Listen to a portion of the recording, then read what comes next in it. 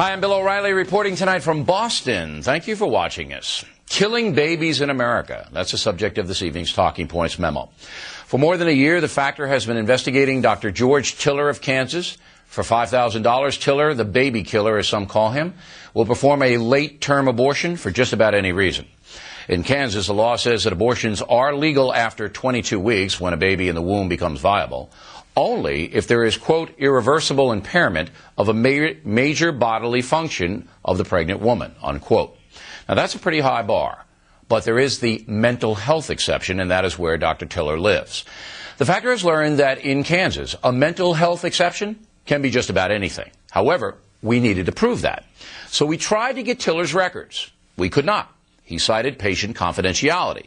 And month after month, we were frustrated. But now, The Factor has evidence that indicates Tiller killed late-term fetuses by citing temporary depression on the part of the mother. That was the reason Tiller performed scores, perhaps thousands, of late-term abortions. Temporary depression could mean anything. So what we have here in Kansas is a doctor who will terminate a pregnancy at any time for a reason that is vague and undefined. Now, I ask you, ladies and gentlemen, even if you are pro-choice, do you believe this is morally right?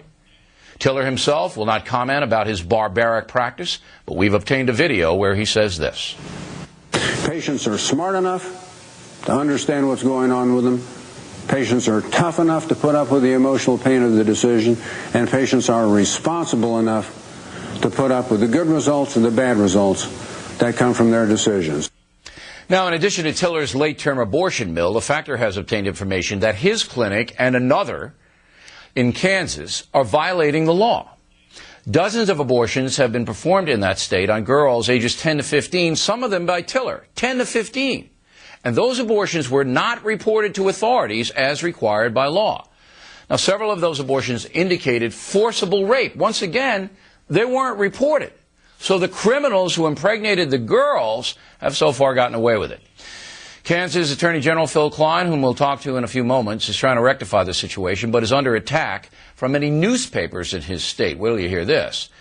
And this is simply incomprehensible. In the state of Kansas, there is a doctor, George Tiller, who will execute babies for $5,000 if the mother is depressed. And there are rapists impregnating 10-year-olds who are being protected by abortion clinics. Doesn't get worse than that. This is the absolute shame of America. And that's the memo. Now for the top story at night, reaction from a pro-choice advocate. Joining us from New York City, Amy Richards, co-founder of the Third Wave Foundation, a feminist group. Ms. Richards, though, how do you process this? If a woman is depressed and about to give birth, late term, the baby can be killed. Do you support that? Well, what we have in Kansas are two things. We have a doctor, George Tiller, who has been known to save women's lives. We also have an attorney general who is on a fishing expedition. He is trying to obtain medical records, which is putting Dr. Tiller and other medical professionals in a very compromised position. Okay. Because they are in the profession. With all due respect, you didn't answer my question. I'll try it again. Are you okay? Are you okay with Dr. Tiller or any other doctor in America? I don't believe he's killing babies, and if that's what you're going to ask you me. don't believe he's killing babies, so we have evidence. He's in the business to protect women's lives. Ms. Richards, I don't care what you think. We have incontrovertible evidence, all right, that this man is executing babies about to be born in late term because the woman is depressed. We have that evidence. Now, if you don't believe it,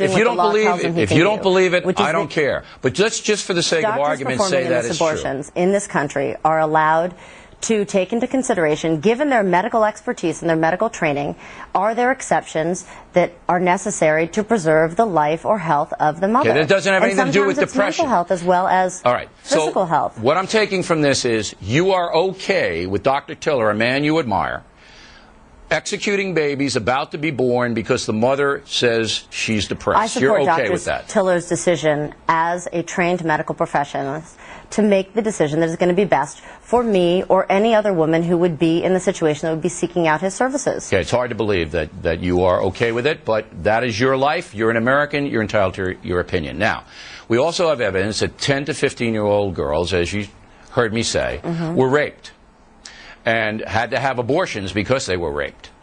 Yet the abortion clinic will not turn over the name of the rapist. Are you okay with that, madam? The abortion clinic might not have the name of the rapist. Okay, it's not a matter of might not. We know they do. We know they know the name of the rapist. And are you okay with that, madam? Are you okay with it? Girls go to their medical provider because they trust them. They trust them to protect their privacy. And whether you're 10 or 15 or whether you're 25, you go into a doctor's office because you are desperate, because you need help. Yeah, and they are desperate. If you're raped at age 10, if you're raped at age 10, you are desperate. But you are okay with an abortion clinic not providing the name of the rapist. Wait a minute, Ms. Richards, this is reality, okay? Listen to me. You are okay with a 10-year-old getting an abortion and the name of the rapist being withheld from authorities by the abortion clinic. You're okay with that, yes or no? I am okay with a 10-year-old who wants to make the decision to terminate a pregnancy.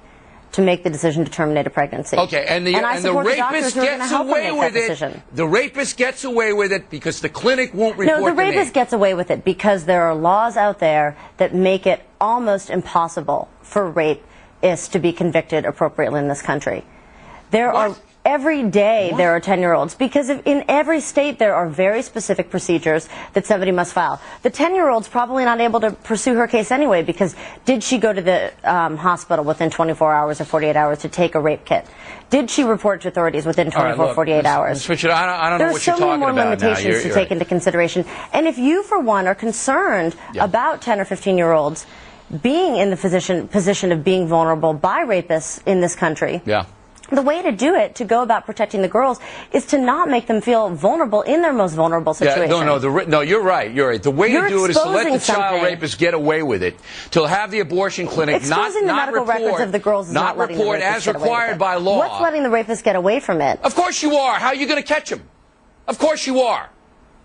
Okay, we got two things, Ms. Richards. Repeat offenders. You're okay with some woman being depressed, executing her child hours before it's born, and you're okay with a rapist of a 10-year-old walking around the street because the clinic violates the law and doesn't report it to authorities. You know, I spend my days corresponding with people and helping women get funding. And it's not always 10-year-olds in desperate situations. Sometimes it's 30-year-olds who are in very lucrative financial situations that just don't feel that they can be parents right now. You might want to get into the real world and drop the theory when we're talking about dead babies and raped 10-year-olds. I live my life in the real world. I bet. All right, Ms. Richards, we appreciate you taking the fire. You knew it wasn't going to be easy, but I also knew that you weren't going to give an inch. I knew that people like you will not give an inch and will allow babies to be killed for any reason at all and will allow rapists of 10-year-olds to get away with it. And that's what I knew, and you just reinforced it. And I know that spin doctors like you will never give voice to the real experiences of women. Okay, that's good. We'll let the audience decide who the noble person is here.